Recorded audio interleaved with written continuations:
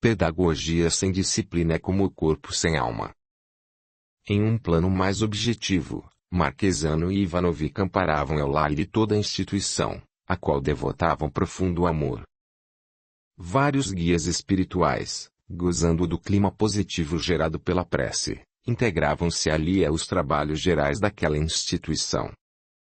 Enquanto isso, um sem número de companheiros mais infelizes mantinham-se tristes e acabrunhados pelos muros, sem coragem nem condições de ali aportar, porque eram limitados pela força da oração e contidos pelas barreiras constituídas pelo trabalho de amor. Onde há o trabalho e amor, o mal não se estabelece.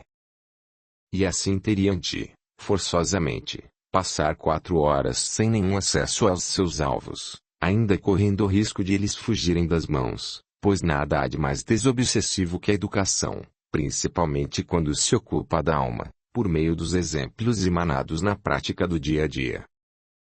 Assim, Eulália e seus valorosos guerreiros assumiam as tarefas diárias junto aos filhos de Deus colocados sob sua responsabilidade.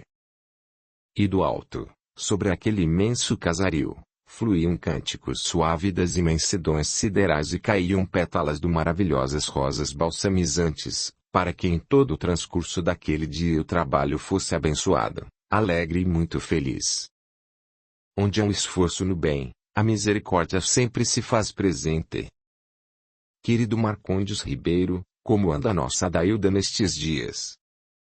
Ora, Rômulo Paiva, temos feito todo o possível para ajudá-la, mas não temos logrado êxito. E veja que já estamos vindo nessa luta há quase 1 ano e os avanços têm sido mínimos. Ela se mantém presa a essa ideia de separação conjugal e pensa somente nisso. Assim, vai se mantendo cada vez mais mergulhada nessa situação, apesar dos nossos esforços em mantê-la sob controle e lembrar-lhe das responsabilidades do lar. Veja você que tudo começou com um simples mergulho nas regiões mais profundas do inconsciente, e daí para cá as coisas foram tomando uma proporção incontrolável. Por favor, Marcondes, fale-me sobre isso. Preciso amealhar melhores conhecimentos nesta área. Essas questões são interessantes mesmo, porque a elas todos nós estamos sujeitos. Veja você que a nossa Adailda sempre foi uma companheira muito centrada e sempre consciente de suas responsabilidades como esposa e mãe, além de possuir uma boa formação moral, o que vinha lhe mantendo a estabilidade até há bem pouco tempo.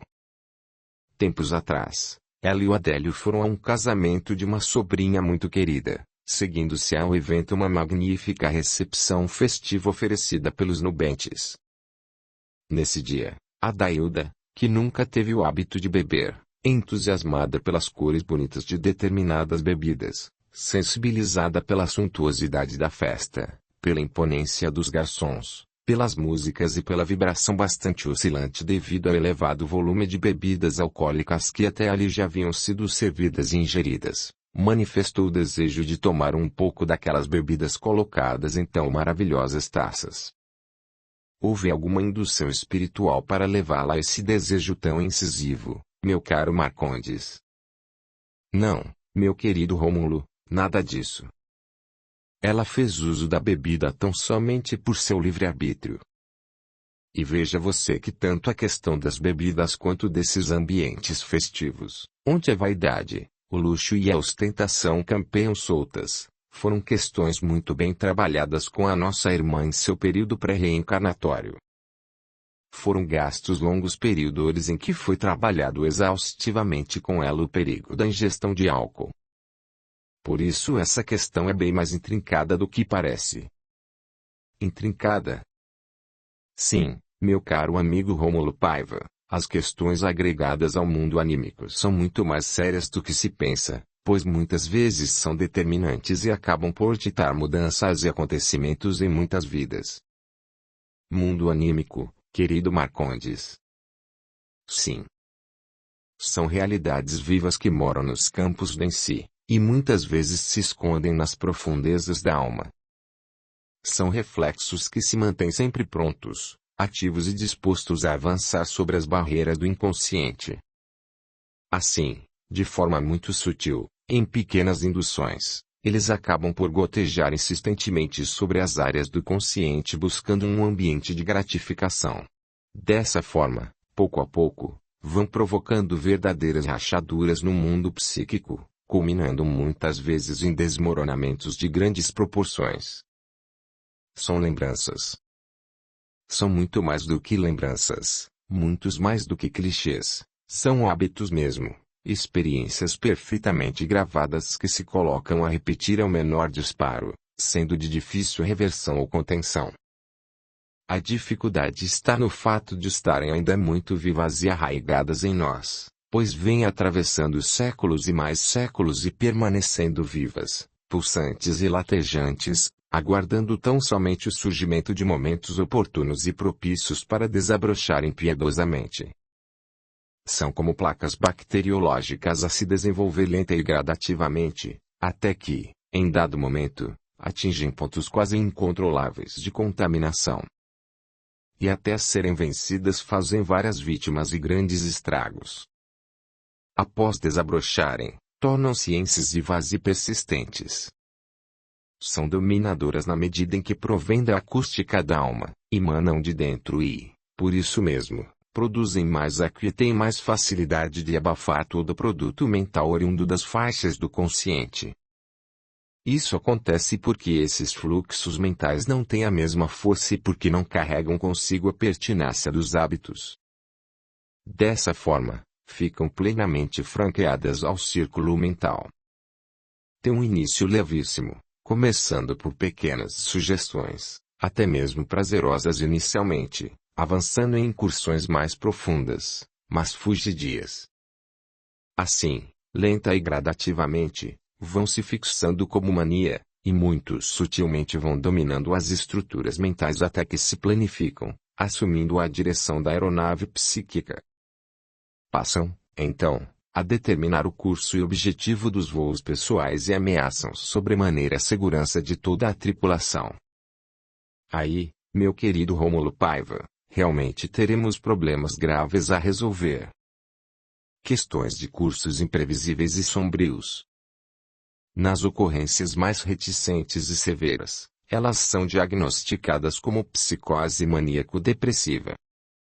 Entretanto, nesses casos em que as ocorrências aparentemente são mais leves, não levam essa denominação.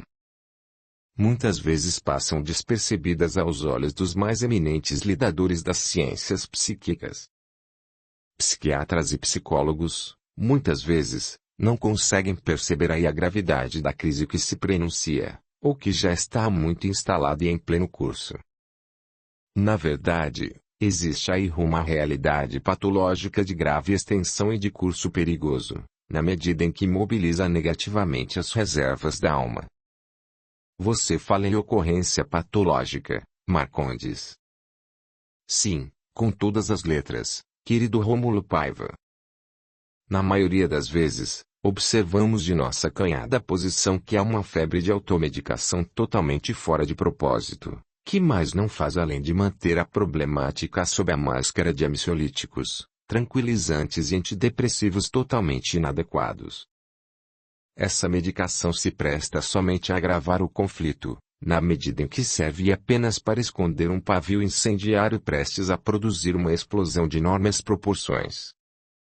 E o pior é que, após as explosões, a profilaxia deixa de existir como método preventivo, passando a ser somente recurso corretivo e de longo e difícil curso. Na verdade, são irmãos que carecem de tratamento médico-terapêutico e apoio medicamentoso. Necessitam do abraço consciente da psicologia, que atende a alma por meio de um olhar humanitário e espiritualizado, para que severas providências possam ser tomadas ainda oportunamente. Na realidade, são companheiros que muitas vezes necessitariam até mesmo de internamento, tamanha agressividade que reveste a ocorrência maníaca. E novamente lembro o fator nefasto da automedicação, que acaba por retirar dos irmãos acometidos por essas ocorrências todas as possibilidades de reagir como esperado, já que produzem alterações muito negativas para o sucesso da intervenção psiquiátrica consciente.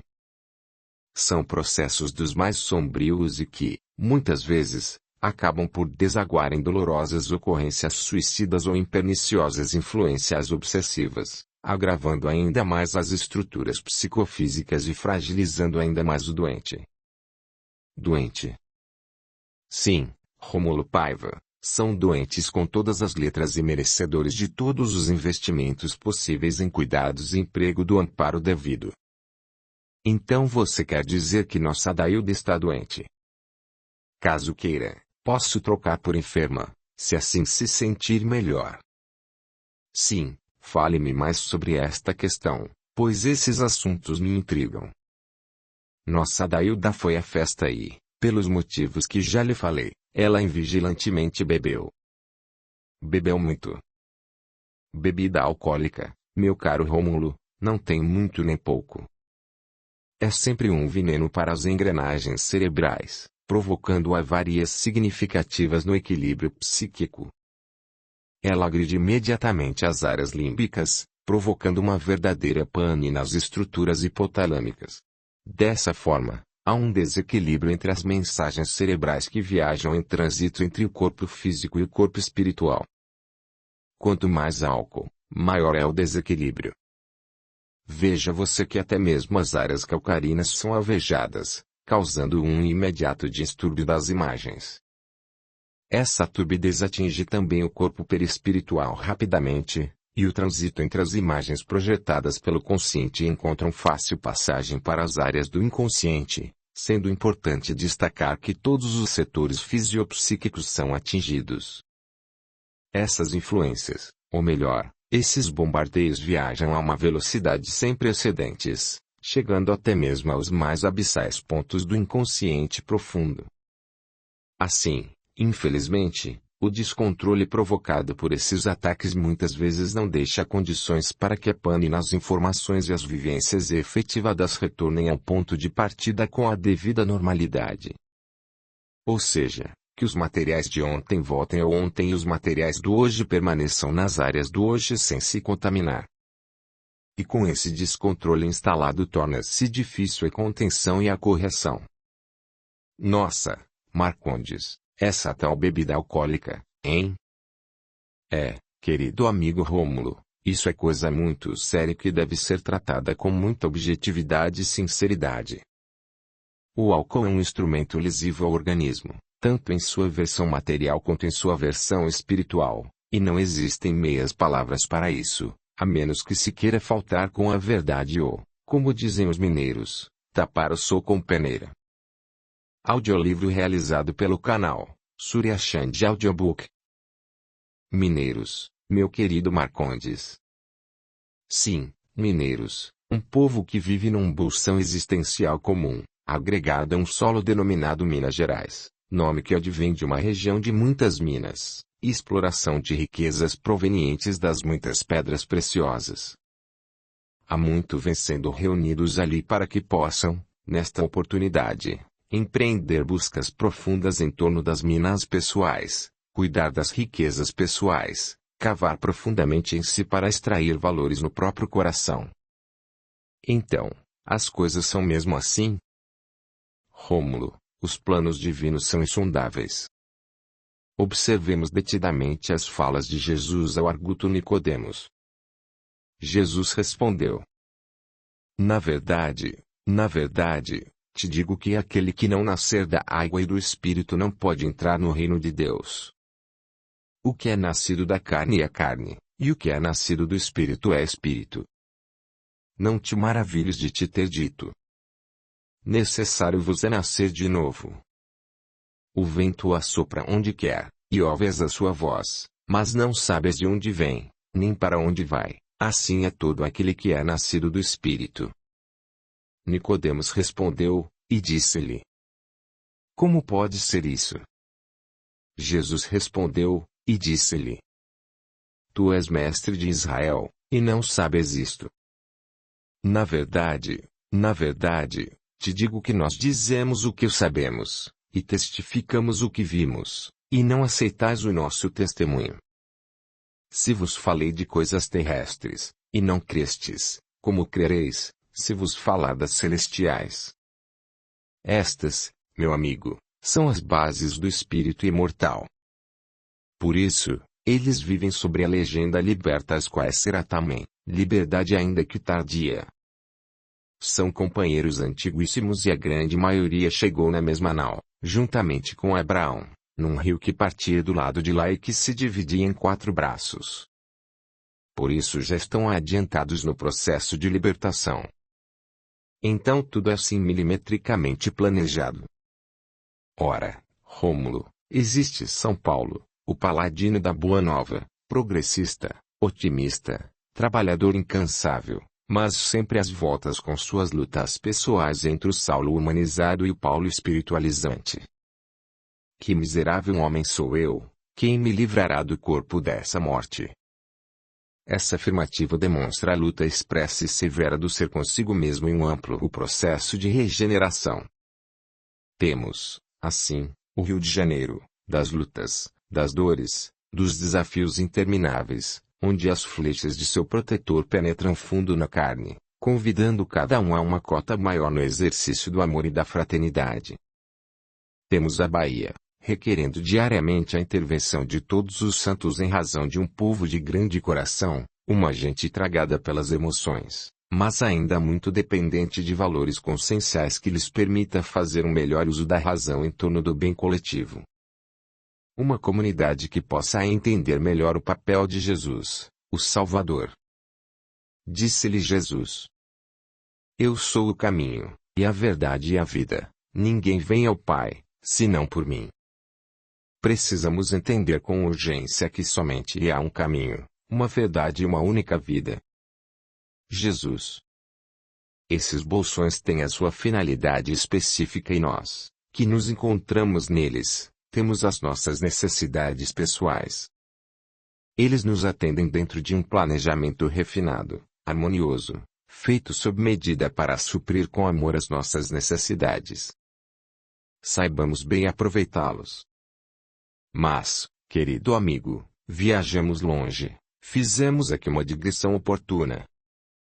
Voltemos, então, ao ponto de nossas conversas. Falávamos sobre o álcool. Sim. Marcondes, um dia ainda gostaria muito de te contar sobre a minha desdita na área do alcoolismo. Querido Rômulo Paiva, todos nós viemos de severas quedas, de desventuras das mais complicadas e, na realidade, um imenso número de seres tem sua história para contar nos terrenos movediços do álcool. O passado, meu irmão, é um abstrato que procuramos achar no terreno movediço do tempo. Contudo, passou, e não existe mais.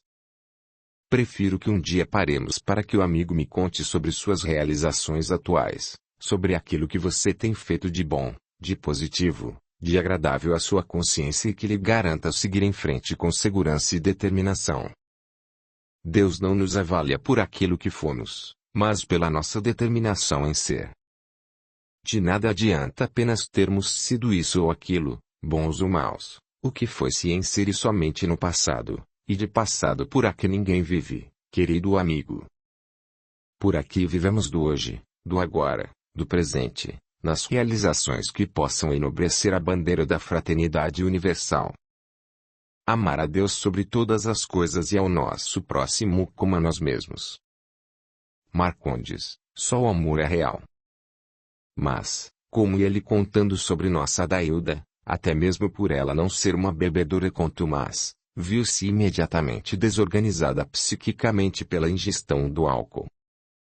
Foi então que ela, já alcoolizada e inebriada pelas luzes e pelo ruído estridente da música, cambaleou e perdeu o equilíbrio, e já ia se precipitando ao chão, quando o nosso Adélio, atencioso e vigilante, agarrou-a no afã de protegê-la, apertando em si para que ela não caísse, prensou-lhe o pescoço e o rosto, provocando um repentino e longo sufocamento. Nesse mesmo instante, em milissegundos, nossa Adailda viajou aos níveis do inconsciente profundo, resgatando todas as sensações de quando foi assassinada nos idos de 1584, quando, embriagada, vagava de bordel em bordel, em antiga região da Toscana, na Itália, na época sob o domínio espanhol. Numa noite em que vagava tonta, e é fazer grande algazarra, e principalmente por promover grandes desvarios na área da sexualidade, o seu parceiro, também alcoolizado e não satisfeito com suas atitudes, enciumado, rancoroso e deveras agressivo, agarrou-lhe maldosamente, matando-a por asfixia.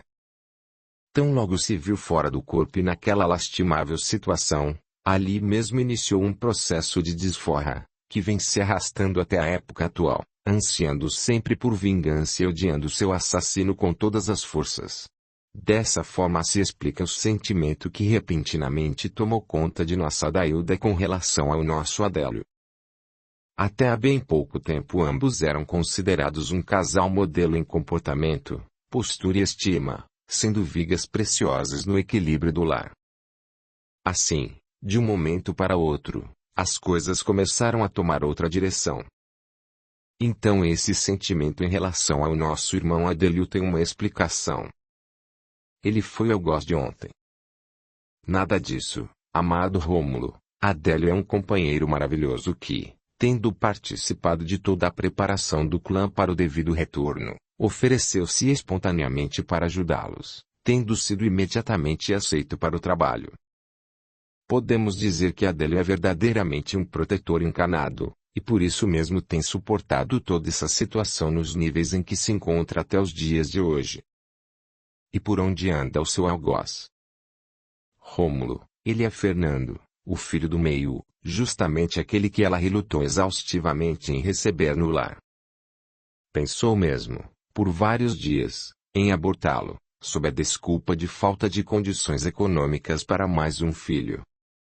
E é justamente com quem sempre mantém uma relação bastante estremecida, apesar de ele constantemente lhe dar provas inequívocas de bom filho, de bom amigo e de uma alma plenamente regenerada e disposta a garimpar o seu perdão. Querido amigo Marcondes Ribeiro, as coisas então parecem estar ficando cada vez mais difíceis. Você acha que pode haver solução? Meu caro Paiva, não há nada que não se solucione. Tudo tem um encaminhamento positivo. Entretanto, precisamos compreender que enquanto não despertarmos para as nossas realidades, não tomaremos consciência de nossas efetivas necessidades. Nesse instante, nada feito.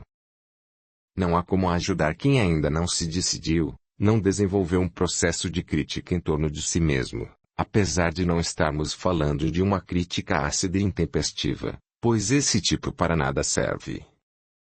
Estamos falando da crítica construtiva, desprovida de intencionalidades malévolas. Sem tais providências, não se tem como chegar à conclusão de que se precisa de ajuda. Não temos o direito de invadir a privacidade de ninguém. O respeito é tudo.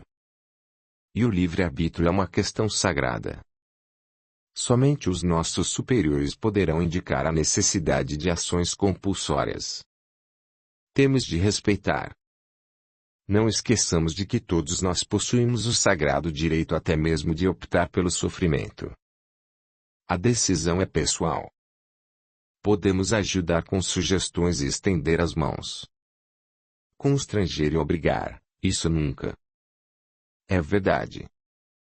Mas, ainda assim, temos envidado esforços no sentido de encaminhá-la a uma atividade em torno do Evangelho de Jesus. Veja que somente os convites enobrecedores do Evangelho poderão despertá-la novamente para a realidade, fazê-la retomar o curso normal de sua existência. Mas, meu querido Marcondes, você acha mesmo que o Evangelho de Jesus seria tão eficiente assim? Querido Rômulo, o Evangelho é um dos meios mais terapêuticos que conheço. Na verdade, trata-se de uma ferramenta com altíssimos recursos de sensibilização para todos. Veja você que até mesmo para que possamos encaminhá-la à psiquiatria, à psicologia, ela tem de estar preparada para a necessidade do tratamento, senão todos os esforços se perderão, medicação e trabalho psicológico se tornarão inócuos e infrutíferos. Ferramenta? Claro que sim. O Evangelho é um recurso apto a mexer com toda uma estrutura.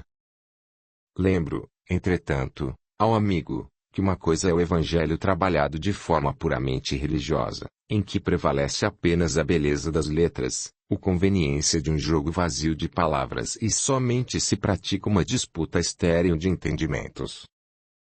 Outra coisa é o evangelho terapêutico, que é muito diferente. Quando trabalhamos com essa ferramenta de forma analítico-terapêutica, há um aprofundamento de alma e perde-se, então, toda e qualquer feição religiosa para se tornar uma doutrina de amor. Será mesmo? Rômulo, Jesus, em palavras, aprofundava assim todos aqueles que ouviram as assertivas de luz e as entranhas do ser, provocando situações de análises maravilhosas, nas quais pontuava, produzia cisões irreversíveis e, com elas, as transformações tão esperadas. Se o arado não sucar, não machucar a terra, como se fará a adubação e como se preparará o plantio? E o que será da colheita? Foi assim com Pedro, Mateus, o centurião, a mulher de Magdala, João, o Batista, e, sem dúvida, com Paulo no grande momento no caminho de Damasco. E assim foi com todos com quem teve o mais leve contato, seja Barrabás, Pilatos, Verônica, Cirineu, Zaqueu e tantos outros. Na realidade, ao trabalharmos a hermenêutica de seus contatos, observamos que suas pontuações sempre foram precisas e oportunas. Algumas vezes faladas, outras vezes efetivadas pelo expressivo olhar ou tão somente por um profundo silêncio. Mas sempre tocava profundamente, remexendo com a totalidade do ser e deixando-o totalmente nu, aberto, exposto. Daí seguiam-se, então, profundas movimentações interiores que abriam os espaços necessários para as grandes mudanças. Caro Marcondes, tenho comparecido ao culto do Evangelho na casa da nossa companheira Cássia. Ela é uma das trabalhadoras da equipe de Carmelo, pessoa amiga, dedicada, atenciosa e que muitas vezes lamenta-se por estar sozinha ao fazer o culto. Na verdade, te confesso que às vezes até rimos, pois, na verdade, vamos para lá mais de 30 companheiros e nos reunimos com ela. Às vezes com a serviçal da casa e uma filha, que esporadicamente comparece, mas nossos encontros têm sido uma maravilha. Sempre que podem, nossos irmãos Palminha, José Grosso, Jair e outros também comparecem, e aí a coisa fica boa mesmo. Sabe quem apareceu por lá outro dia? Hamed. Como você sabe? Porque também estava lá. Mas não te vi. Querido Rômulo, questão de sintonia e de adequação vibratória. Onde você conta 30, muitas vezes chegamos a 120, em um banquete dos mais admiráveis. Que maravilha! Sim, o culto do Evangelho nos lares se reveste de momentos maravilhosos. Pena que a maioria dos nossos irmãos não lhe dê tanta atenção nem lhe empreste a seriedade necessária. Por isso, querido Rômulo Paiva, temos como primeiro passo reaproximar nossa adailda das atividades voltadas para o Evangelho na casa espírita.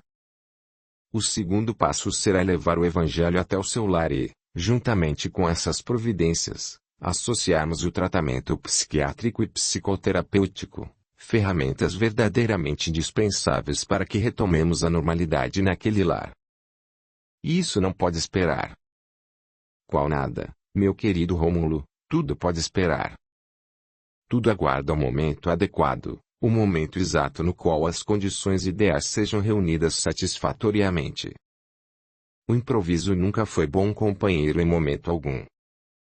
A nau da vida jamais pode navegar ao sabor desordenado dos ventos, ela tem direção e cuidados sempre especiais. Nada está fora dos planejamentos superiores, a misericórdia jamais abandona quem quer que seja. Sim, você tem razão. Vamos lá, levando a colaboração que nos cabe e sabendo aguardar no tempo os encaminhamentos necessários. Sim, vamos lá e mãos à obra. Capítulo 10. A noite avançava silente, calma, luzente e maravilhosa. No zimbório celeste, As estrelas desfilavam pelo firmamento como pequenas pérolas espalhadas no espaldar de Deus, dando um maravilhoso espetáculo e atestando a grandiosidade do Criador. Tudo na criação é beleza, harmonia e grandiosidade. Tudo age e interage oportunizando sublimes lições de vida. Dali, reunidos à porta do grupo da fé, mantínhamos-nos em profundo estado de contemplação. Era, na realidade, um momento em que reverenciávamos o grande arquiteto do universo. Todos nos sentíamos ali infinitamente pequenos ao admirar tamanha grandiosidade, tamanha imponência, tamanha grandeza a espargir entre nós profunda alegria. Acho, verdadeiramente, que ali não havia ninguém que, naqueles instantes, não se atrevesse a pensar na questão da pluralidade dos mundos habitados e não se questionasse, em silêncio, sobre a existência das coisas. De onde viemos? Para onde vamos? Por que viemos? E a que vamos? Essa intrincada questão acerca da transmigração das almas me consumia em torno dessas grandes reflexões. A vida física é uma oportunidade maravilhosa, bendita, que a todos permite o ensejo ao progresso. Mas a vida espiritual é essa plenitude existencial, que toca a essência do ser e se aprofunda na direção do Criador, algo maravilhoso e indescritível. Viver é um ato biofísico, na medida em que a vida se esparge desde as cadeias iniciáticas da criação, elevando-se ao ápice de toda a cadeia, o homem, que exibe em si uma das obras mais belas do Criador. O corpo, esse templário abençoado para o espírito, permite-lhe vivenciar suas experiências mais diretas no mundo objetivo, ou seja, material, denso, ensejando, assim, as mais lindas páginas em torno do crescimento pessoal. Entretanto, existir é um ato puramente psíquico. Verdadeiramente somos aquilo que pensamos, pensamos o que somos, somos e pensamos porque existimos. A concessão do existir é auto-isolado de competência exclusiva do Criador, e isso é a essência da existência. E, pela concessão divina, nós existimos e nos imortalizamos. Atingimos o ápice da cadeia criadora por meio do atributo da inteligência, o que nos distancia milhões de anos de qualquer outro ser integrante dos planos do Criador, por mais avançada seja sua escala na ordem da criação. A existência responsabiliza o ser a exercer o seu papel diante da eternidade. Por isso existir é um ato que vai muito além daquilo que é simplesmente viver. A existência expressa-se a consciência e se faz, se realiza e se sublima nos meandros sutis do progresso, ao qual todos nós estamos sujeitos. Jesus respondeu: na verdade te digo que aquele que não nascer da água e do Espírito, não pode entrar no reino de Deus. O que é nascido da carne é carne, e o que é nascido do Espírito é Espírito. E ali, em minhas conjecturas, viajei momentaneamente à velha Pérsia das muitas experiências, ao Egito das lutas, a Roma das árduas batalhas, às escolas maravilhosas das nações Tupi-Guarani, aos duros desafios do cativeiro, todas escolas benditas que pudemos frequentar nesta grande arca dos aprendizados chamada de reencarnação. As vidas sucessivas são janelas maravilhosas que se abrem no espaldar da evolução, para que possamos contemplar de forma mais ampla as oportunidades de progresso e de crescimento, ensejando condições de nos reaproximarmos do verdadeiro caminho. Estávamos ali nos reunindo. Na realidade, todos os convocados do mundo espiritual já estavam presentes e, pouco a pouco, chegavam os companheiros queridos ainda domiciliados na experiência física, que, em razão das pressões impostas pela matéria, ainda tinham grandes dificuldades para se livrar dos laços que os mantinham presos ao veículo físico. Contavam 70 companheiros desencarnados e os encarnados convocados somariam 170. No entanto, até agora só se faziam presentes 147. Os outros chegariam atrasados, mas viriam. Na realidade, era o que podemos chamar de uma equipe escolhida a dedo. E coloque dedo nisso. Entre os desencanados estávamos nós, o guia espiritual da cidade, o irmão J. Soares, 12 protetores de áreas, bairros, que estaria muito ligados aos trabalhos e diretamente interessados nos projetos. 4 trabalhadores de algumas estradas que cortavam aquela cidade. 8 dirigentes espirituais das casas espíritas que participariam diretamente dos trabalhos. 32 colaboradores das mesmas casas, auxiliares diretos nos programas levados a efeito, irmãos responsáveis pelas lides mediúnicas. 12 companheiros trabalhadores nas lides da desobsessão. 6 colaboradores espontâneos alistados como voluntários, nossa veneranda Sheila e os companheiros Flores e Célia. Respondíamos, naquela oportunidade, pela coordenação geral dos trabalhos com vistas aos objetivos a que se propunham, movimentando inicialmente algo próximo de 70 trabalhadores. Certamente outros trabalhadores ainda se somariam aos presentes e também colaborariam na execução do projeto. Na parte dos encanados, anotamos a participação de 35 companheiros médiuns psicofônicos, 11 psicofônicos videntes, 6 psicofônicos e de transporte, 26 vibracionais, 8 doadores de ectoplasma, 18 doutrinadores, 13 dirigentes de reuniões mediúnicas, 4 dirigentes de reuniões específicas para desobsessão, 8 coordenadores das casas espíritas focadas no programa, 6 coordenadores de reuniões de estudos evangélicos, 6 coordenadores de reuniões de estudos doutrinários e 13 companheiros cujas casas não foram localizadas na programação por alguma questão, mas que foram inseridos como colaboradores. A equipe fora formada por aproximadamente 170 companheiros, todos pensados com extrema cautela, muito critério, pois se tratava de uma missão complicadíssima e, diga-se de passagem, nossos projetos não admitem falhas e por isso não costumamos improvisar nada. Nestes casos, ou é ou não é. Para nós, em nossos planejamentos, não existem parece ser, deve ser, pode ser, poderá vir a ser. Em caso de dúvidas, preferimos nos abster, pois sabidamente isso poderá colocar auspiciosos projetos e grandes objetivos ladeiras abaixo. O meio-termo não trabalha conosco. Para essas atividades é necessário ter definição de propostas. 6 casas de Jesus ficaram de fora, 2 por conflitos internos que acabaram provocando largas rachaduras psíquicas e inviabilizando qualquer atividade desse porte no âmbito da instituição. O ambiente estava muito contaminado pelas disputas internas e acabou por impregnar todo o contexto de vibrações deletérias.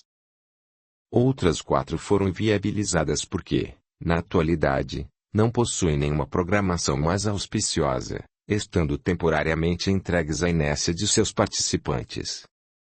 Em outras 5, a mediunidade não possui a devida sustentação evangélica e doutrinária.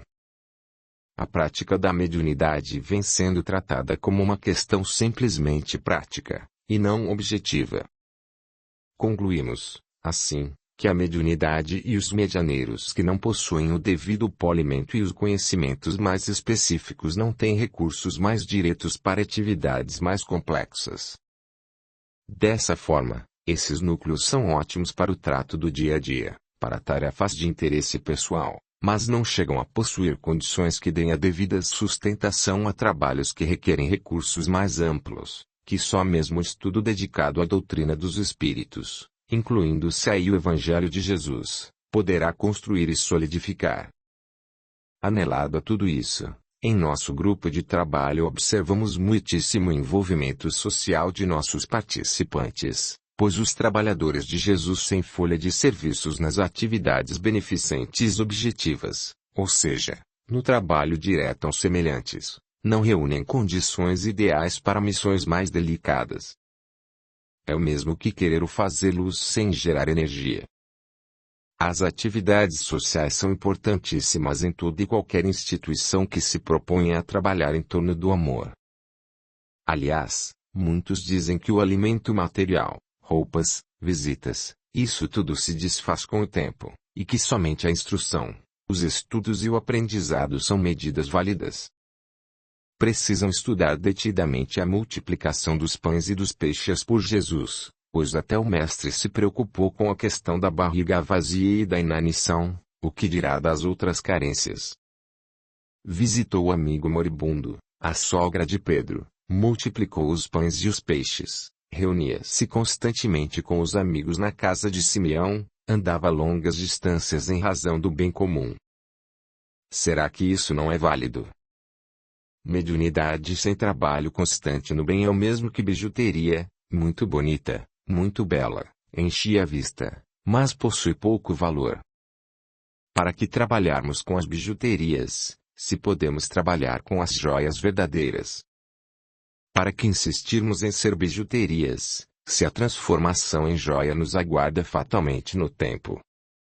Para que ficarmos adiando indefinidamente essa transformação?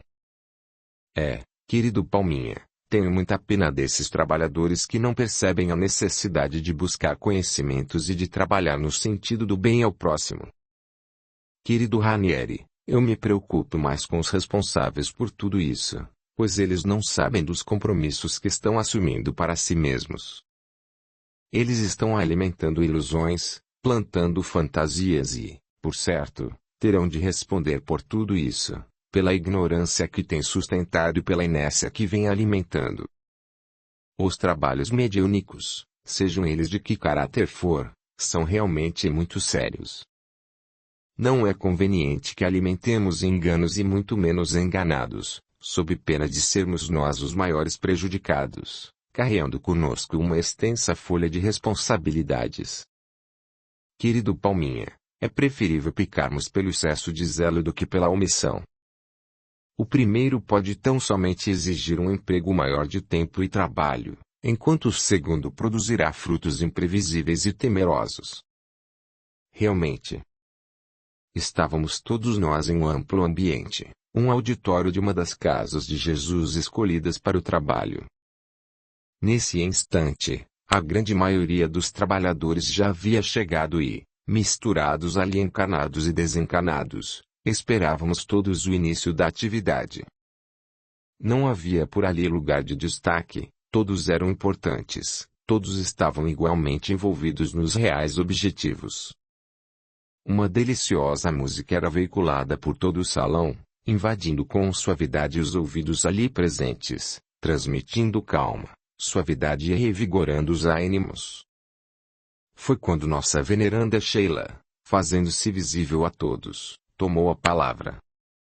Sua voz aprofundava-se em nós como um imã aveludado, invadindo-nos por inteiro e contaminando-nos de suavidade, ao mesmo tempo que trazia a todos um sentimento de imensa responsabilidade. Bebíamos aquele momento com avidez, como a água a jorrar de uma fonte viva a nos saciar a sede de crescimento e de amor. Almas queridas, que Jesus, o Mestre de nossas vidas, possa estar conosco amparando a todos em nossas constantes necessidades. E que Maria de Nazaré, esse lírio perfumado de amor, estenda até nós o azul de seu manto de misericórdia, para que, sanadas as nossas deficiências e carências, possamos nos situar como instrumentos dignos e aptos ao trabalho da vinha bendita.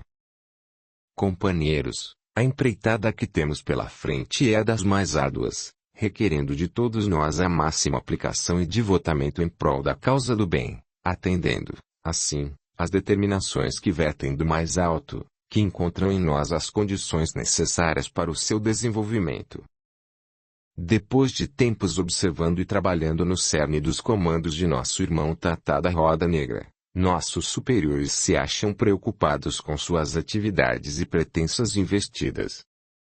Considerando que teremos agora um tempo de maiores atividades, a urgência requer que se recolham esses nossos irmãos aos bolsões onde eles vibratoriamente melhor se encaixarão, até que muito provavelmente possam partir para o exílio, já que para muitos não haverá mais espaço nem condições de aqui permanecerem.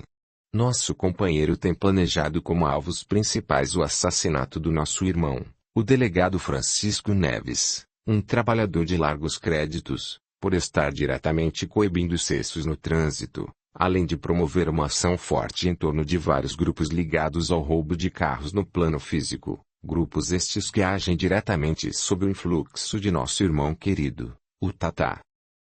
Esses grupos mantêm de pé o poderio de nosso irmão cavalo louco com vinculações amplas na questão das drogas.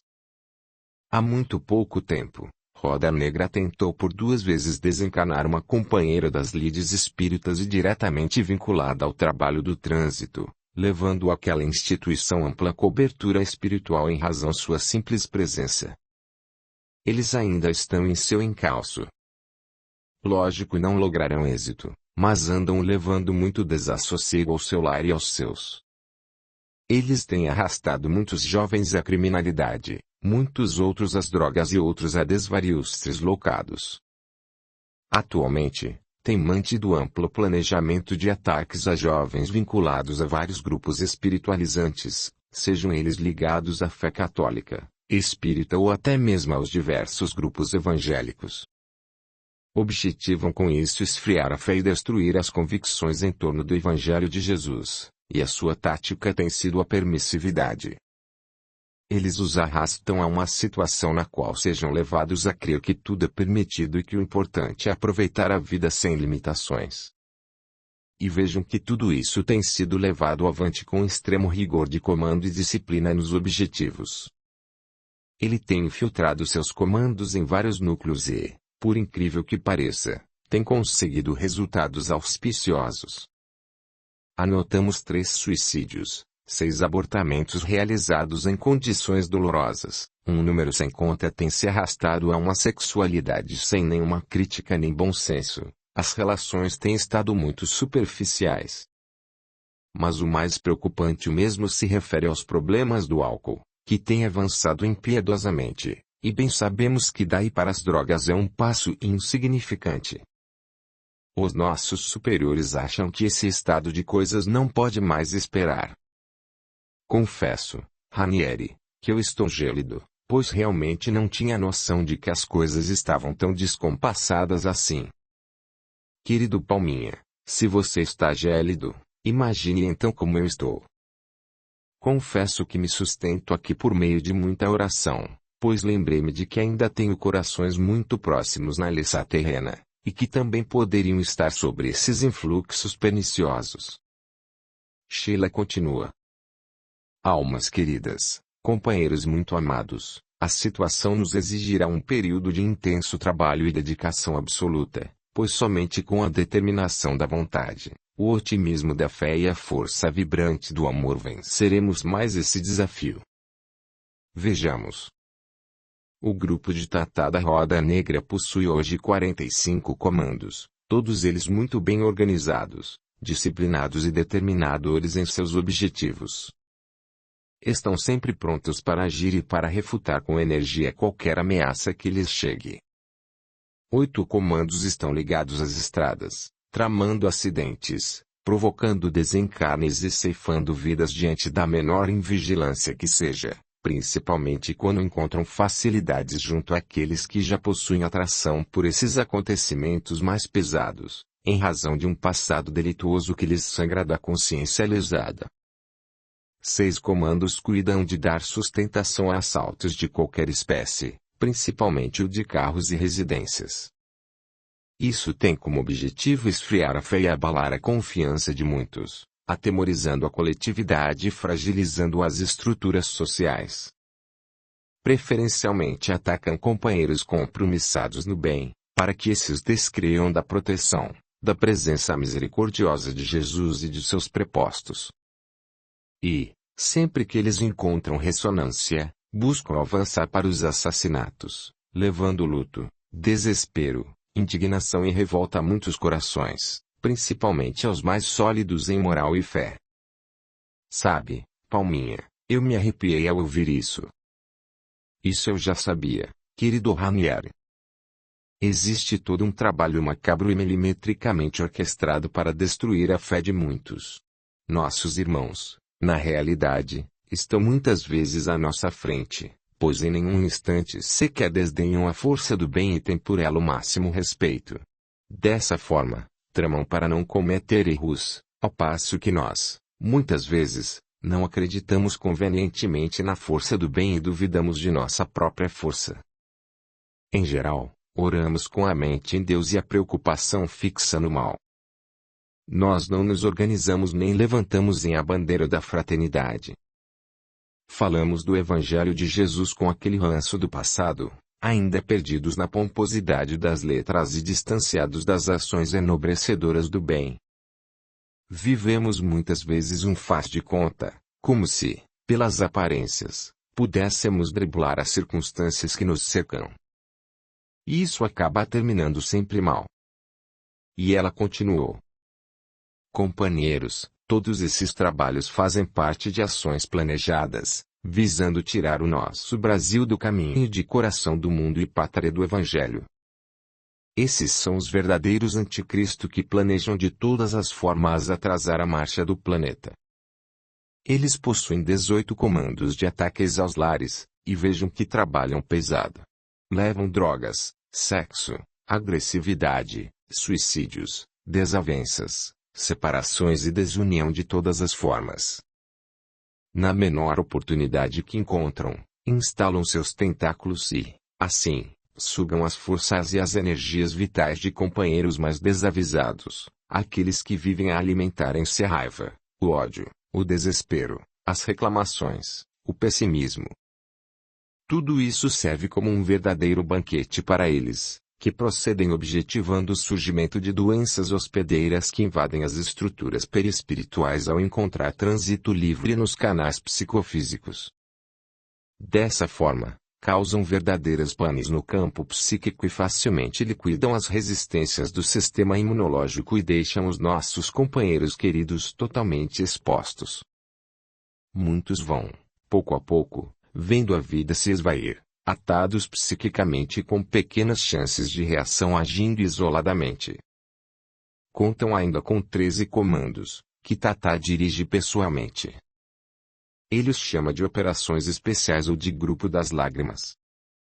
Esse pessoal é o mais terrível e age no interior das igrejas, dos templos evangélicos, das casas espíritas e em várias outras atividades voltadas para o bem. O objetivo deles é emperrar a máquina, travar as iniciativas, levar desânimo, assodamento das atividades, acomodação, dissensões, conflitos pesados e rachaduras. Visam, enfim, fazer desmoronar toda e qualquer iniciativa no bem. Audiolivro realizado pelo canal Surya Chand Audiobook. Onde é o Evangelho, eles se mantêm na espreita, prontos para o ataque. Intentam de todas as formas esvaziar a fé, atirá-la e levá-la comum. Em nossa área de atividades, eles têm desincentivado toda e qualquer iniciativa em torno do culto do Evangelho no lar, desmotivando e causando desânimo de toda a ordem. Não suportam livros sobre a temática. Temos assistido aos ataques impetuosos desses grupos nas feiras do livro espírita, desincentivando essas iniciativas e, quando elas são realizadas, muitas vezes, eles dificultam a leitura no interior dos lares. Quando não, veja o amigo, eles têm incentivado o negócio do livro espírita, que despercebidamente vai se transformando em mercadoria, quando, na realidade, deve ser concebido como ferramenta de cultura e de bênçãos, na medida em que ele ensina, esclarece e transforma, fazendo surgir um homem melhor. Não se trata de um negócio, mas de um esforço, de uma contribuição no contexto do conhecimento, propiciando o esclarecimento e a conscientização em torno da doutrina espírita. Não pode ser um negócio, haverá sempre de ser uma tarefa bendita, uma semeadura de luzes. Amigo Palminha, Evangelho, conhecimento, estudo, cultura espírita, entendimento enobrecedor pelo jeito não interessam a eles em hipótese alguma. Não é mesmo? Claro que sim. Quanto mais se colhem entendimento e conhecimentos, mais eles ficam impedidos de influenciar, pois não conseguem sintonia, bem como não encontram campo para suas atividades. Então será por isso que muitos grupos têm se afastado dos estudos e do aprendizado, preferindo prioritariamente funcionar distantes dos conhecimentos iluminativos. Exatamente. Muitos têm se aferrado inescrupulosamente à mediunidade, outros às tarefas sociais, E outros vários nem se importam com o conhecimento e se esquecem que os processos para as transformações são sempre individualizados e ocorrem de dentro para fora, e não pela via inversa. Assim esses grupos se aferram a propostas de salvar o mundo por meio de atividades voltadas à desobsessão, ao assistencialismo, ao conversionismo, às pregações estéreis, às curas que somente visam a matéria e se esquecem de que toda mudança é pessoal e intransferível, e ocorrem no banho de imersão profunda nas águas do próprio coração. Sem isso qualquer cura é tão somente uma utopia. Seria uma fuga, querido Palminha. Em muitos casos sim, em outros não, pois advém mais do patológico. Patológico? Sim, a megalomania é uma doença da alma. Megalomania. Mania de grandeza que, por ser objetivada a qualquer custo, está sempre fora do foco do bom senso. Infelizmente, muitas de nossas casas espíritas e muitos de nossos companheiros estão acometidos de megalomania, meu querido Ranieri. É uma realidade dolorosa. Sim, quando o princípio de tudo é a humildade. Sem humildade não se encaminha a lugar nenhum. Sem humildade nada se faz e nada se constrói. Trabalhemos com afinco a humildade em nós, Ranieri. Humildade, meu querido irmão. E ela continuou. Queridos companheiros, o momento é grave e precisamos de união, do devotamento à causa e da determinação no bem. Assim, todos são imprescindíveis em nosso planejamento. Precisamos de união, pois a vitória somente será alcançada pelo esforço comum. Companheiros, o grupo de nosso irmão Tatá da Roda Negra possui hoje, catalogados como agentes, 2.352 irmãos, aos quais eles chamaram de soldados, operários ou agentes. Eles são esclarecidos, não usam as drogas que incentivam, não se alimentam das bebidas que forçam, não se prendem à sexualidade e outras nuances. São extremamente adestrados, adestramento esse que lhes confere uma condição invejável de disciplina. Não estaremos lidando com companheiros comuns, são irmãos imensamente devotados àquilo que fazem. Aprenderam a se alimentar dos miasmas dos sofrimentos, das vibrações deletérias do desespero, da angústia, das depressões, das dores e se banham prazerosamente nos rios das lágrimas. Não estão presos a ofertas materiais, vivem de magnetismo sutil proveniente dos prantos e do ranger de dentes. Assim, temos uma empreitada cujo marco inicial é hoje, com previsão para os próximos 10 anos de se ter atingido a plenitude de nossos objetivos. Tenhamos certeza de que, até esse momento, serão 10 longos anos a nos exigir um exercício pleno de disciplina, dedicação, paciência, tolerância, entrega, estudo, aprendizado e, acima de tudo, de profundo crescimento para todos nós. As tarefas estarão divididas da seguinte forma. A primeira etapa será dirigida apenas aos comandos, pois à medida que conseguimos impor relevantes baixas às cabeças pensantes, todo o corpo se sentirá enfraquecido. Nessa etapa, muito provavelmente, serão consumidos 2 anos. O terceiro ano será somente dedicado aos trabalhadores do grupo e, por último, ao nosso irmão Tatá da Roda Negra. Nesse ponto, ele já estará enfraquecido e desanimado pelos seguidos insucessos e pelos muitos fracassos, além de solitário, sem seus bajuladores, que ele tanto aprecia e necessita. Assim, o grupo sob minha gestão ficará encarregado do primeiro comando, o das estradas, que muito provavelmente estará sendo substituído a cada perda. Mas ficará cada vez mais enfraquecido até que seja apenas uma caricatura daquilo que representa hoje. Nossos irmãos do Grupo da Luz ficarão encarregados do comando voltado aos assaltos e assassinatos, e também farão várias substituições até que se lhes esgote todos os recursos.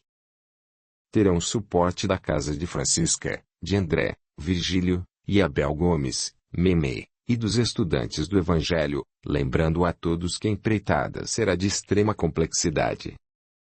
Os grupos de Carmelo e de Vítor, da Célia e de Flores deverão assumir os trabalhos perante os grupos vinculados às ações junto aos lares, lembrando aos queridos irmãos que esses trabalhos respingarão em todos os demais grupos, que esporadicamente poderão ser chamados a colaborar e a intervir sempre que necessário.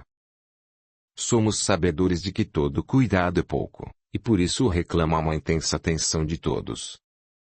Os comandos especiais serão tratados à parte, diretamente pelas equipes de incursões, preparadas para esses mistérios, e que convocarão todas as instituições catalogadas para prestarem auxílio no momento certo. Cada casa de Jesus deve estar inserida no programa e sempre preparada para o chamamento, cuja convocação pode acontecer a qualquer momento e sem aviso prévio. Lembramos a todos que se mantenham a postos. A partir de hoje não haverá datas previstas e todos os dias poderão ser dias de reunião. Hoje se inicia para todos nós um frequente estado de alerta, podendo qualquer um ser chamado a qualquer instante e em qualquer situação.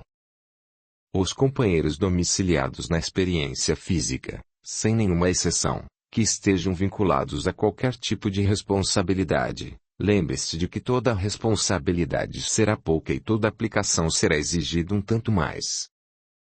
Que haja a consciência de que o êxito advirá da força do conjunto e da ação misericordiosa de Jesus entre nós. Querido Palminha, quanto desvelo! Amigo, isso não é desvelo, chama-se organização. Sem ordem não vamos a lugar nenhum. Não estaremos lidando com qualquer grupo, e sim com grupos extremamente cultos, perigosos e ardilosos. Por isso, meu querido amigo, toda organização é sempre pouca. Verdade. Ordem nas casas. Sim, para que haja progresso. E a reunião continuou. Meus irmãos, os grupos de cavalo louco estarão sob a responsabilidade de nossos irmãos das terras bandeirantes. E os grupos da desordem e das barbáries comandados por Miguelzinho Tiro Certo estarão diretamente sob os cuidados de nossos irmãos vinculados ao Cristo Redentor. Assim, é bom entendermos que toda a área estará comprometida em árduas lutas e, por isso mesmo, corre o risco de grandes terremotos. Poderemos, também, buscar ajuda em outras localidades sempre que necessitarmos, tentando primeiramente resolver nossas necessidades por aqui mesmo, já que nossos irmãos também estão comprometidos em outras listas de peso. Que ninguém espere tranquilidade, paz, sobejamento de recursos nesses próximos 70 anos. O trabalho de aprofundamento está somente começando. Os próximos 10 anos serão somente a entrada e, diga-se de passagem, toda entrada é mais leve e mais agradável. Desafios mais difíceis estarão pela frente. Querido Palminha, então não haverá descanso mesmo. Meu querido irmão, quem estiver pensando em descanso estará livre para procurar outra freguesia, pois os anos a seguir serão de lutas profundas. Mas é necessário que seja assim. Continua nossa querida irmã. Chegando ao fim, permitam-me ler a carta de nosso querido mentor Ismael. Irmãos queridos, que Jesus em sua grandeza seja hoje e sempre a luz de iluminar nossos caminhos e indicar-nos a direção do progresso. Por ora iniciamos um grande projeto, o projeto da paz. Através de um profícuo trabalho em torno da fraternidade que nos une e do amor que nos conduz. Estamos atendendo, assim, a objetivos maiores, emanados amorosamente de nossos superiores com relação ao Brasil, em um amplo projeto de preparação, pois que assim em breves tempos nosso orbe deverá definitivamente ascender à categoria dos mundos em regeneração. Abrem-se as portas para que se possa se erguer uma nova terra. Irmãos do coração, instala-se nestes instantes uma nova ordem. Velhas ordens estarão de partida e em retirada perene, e estas despedidas compulsórias tornam o momento ainda mais grave. Lembramos a cada irmão que todas as transformações são difíceis e dolorosas, por isso contamos com cada coração disposto a dar a sua parcela de contribuição, ofertando o melhor de si em prol dessa grande obra e desse maravilhoso objetivo. Abençoe-nos, Jesus, para que sejamos vitoriosos nesta empreitada, para sermos vencedores em nós mesmos e que, através da vitória pessoal, possamos então criar um ambiente positivo para que o coletivo verdadeiramente seja o maior vitorioso. Nestas regiões temos a imensa responsabilidade assumida, perante o Alferes Tiradentes, de atender no melhor de nossas forças aos projetos de Jesus. Assim sendo, deixo-vos a senha. Garimpar sem descanso, acreditar sem dúvidas e trabalhar sem tréguas. Esta será a nossa identificação para que possamos atingir a meta de aproveitarmos ao máximo todas as chances, e que nada se perca.